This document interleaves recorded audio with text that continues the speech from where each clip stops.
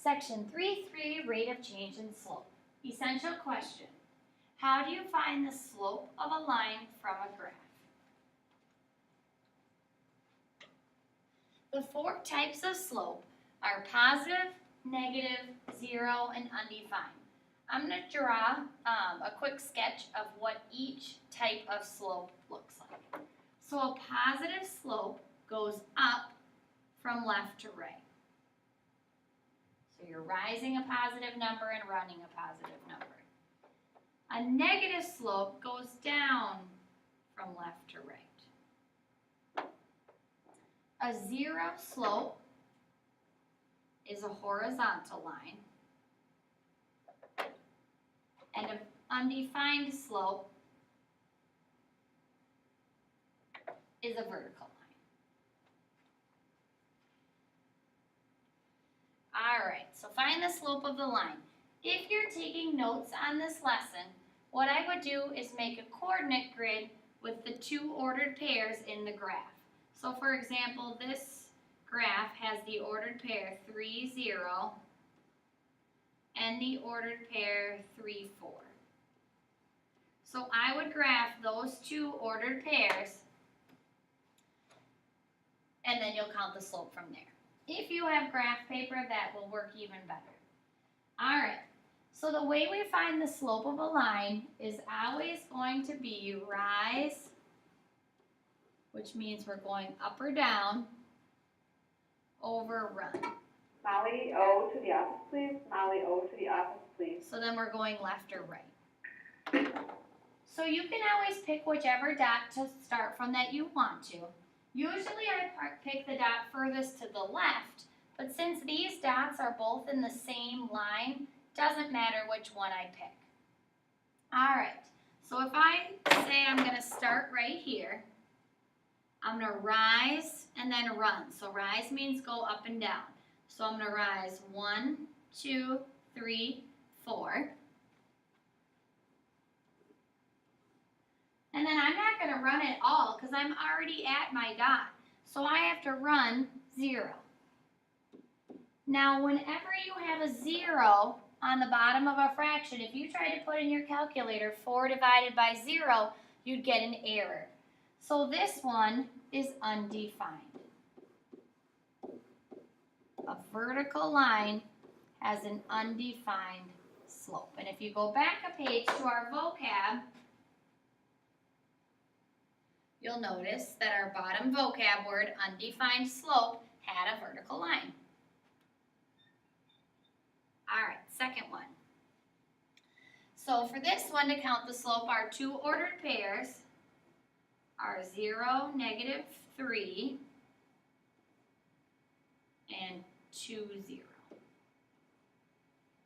So I'm going to count my rise, so going up and down, over my run, left and right.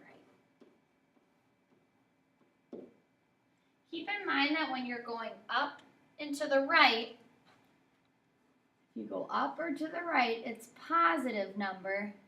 Down and to the left will be negative numbers. Okay, so like I said before, I like to start from the dot furthest to the left. It doesn't matter. You'll get the same answer either way, but that's what I always do. So I'm going to rise. So I need to go up to get to this next dot. So I'm rising 1, 2, 3. So I went up 3. And I ran 2. 1, 2. I went up, which is positive, and to the right, which is positive. So my slope is a positive 3 over 2.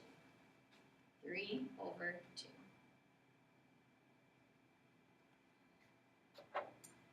So these ordered pairs are 3, negative 1, and 0, 3. So rise, over run.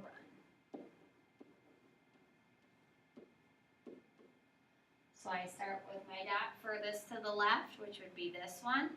This time, instead of going up to get to my next dot, I'm gonna go down. So I'm going down 1, 2, 3, 4. So since I went down, down is negative. So I rose a negative 4, and then I'm gonna run positive 1, 2, 3, because I ran to the right. So that would be positive. So my slope is negative 4/3. If you had started at the other dot, let me show you how you're going to get the same answer. So if you would have started at this dot, you would have gone up 1, 2, 3, 4. And you would have run negative 1, 2, 3. 4 over negative 3 is the same as negative 4/3. So either of those answers would have worked. So it doesn't matter which dot you start from. When you have a fraction, it doesn't matter which number has the negative in front of it. If there's only one negative, the entire fraction is negative. All right. So this time we have the ordered pairs. Negative 3, 3, and 4, 3. So rise, overrun.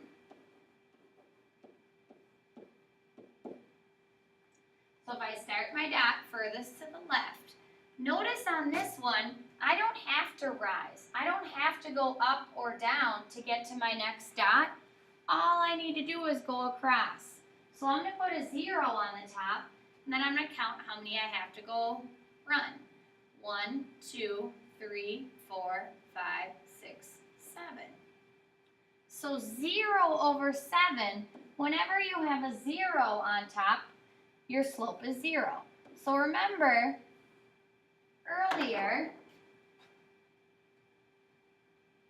when we had a 0 on the bottom, our line was vertical and undefined. Now when we have a 0 on the top, our slope is 0, and so it's a horizontal line. So undefined is vertical, 0 is horizontal.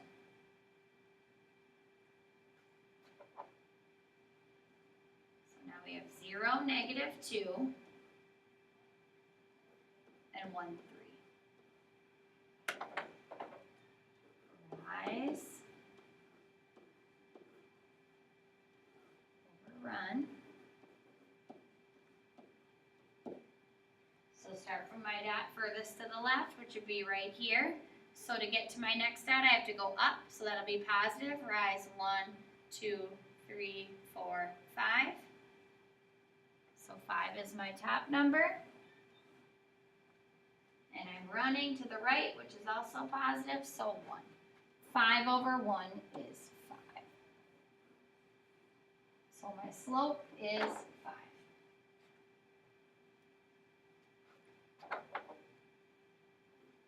Negative 1, 4, 3, 3. Start with my dot furthest to the left. I'm rising down 1, so it's negative 1.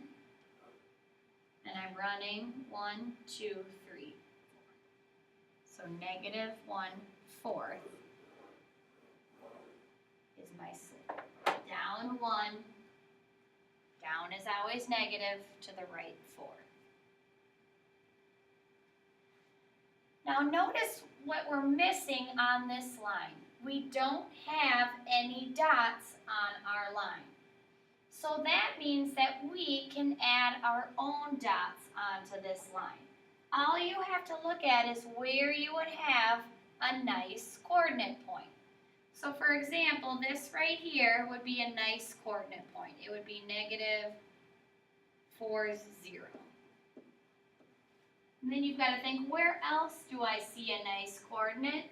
Well, there's a nice coordinate right there. That would be 0, 5. So if you have a line without coordinate points, put them in. So where does your line cross the grid lines at a nice ordered pair? Right in the corner. So then if I go ahead and count my rise or run, start with my dot furthest to the left, rise 1, 2, 3, 4, 5. Run 1, 2, 3, 4. So 5 over 4 is my slope.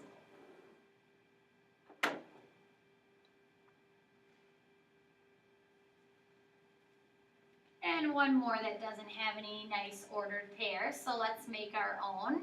How about right here? This is 3, 0. And how about right up here? That one is negative 3, 4. So count my rise and run. Start with my dot furthest to the left. So I'm going down 1, 2, 3, 4. And I'm running 1, 2, 3, 4, 5, 6. Now notice with this one, this is the first time we've had a slope that was not in simplest form. And yes, we do want to put it in simplest form if we can. So what goes into both 4 and 6? 2. So negative 4 divided by 2 is negative 2. 6 divided by 2 is 3. So you do want to put your slopes in simplest form. So negative 2/3 is our answer. Summary.